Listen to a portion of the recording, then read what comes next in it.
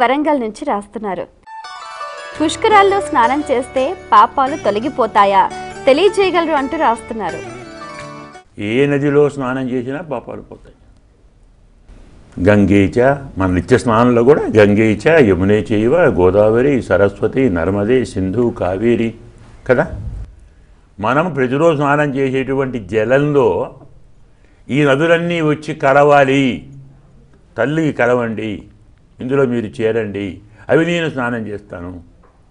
నిత్య స్నానంలో కూడా అఖిల నదీ జలాలను ఆవాహన చేసి స్నానం చేస్తాం.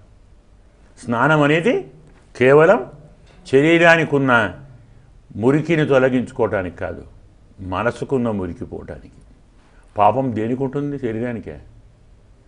పాపం ఉండేది మనస్సుకు. పాపం చేసేది శరీరంతో, చెయ్యాలని ఆలోచించేది బుద్ధితోటి, చెయ్యాలనుకునేది మనస్సుతోటి కదా. అలాంటి పాపం మాటలు నోటితోటి.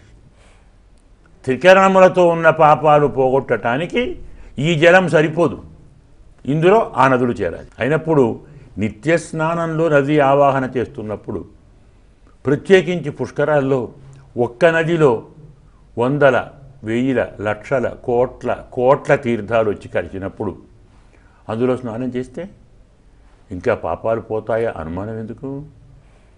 ఉన్న పాపాలు పోతాయి, చేస్తున్న పాపాలు పోతాయి, రానున్న పాపాలు పోతాయి.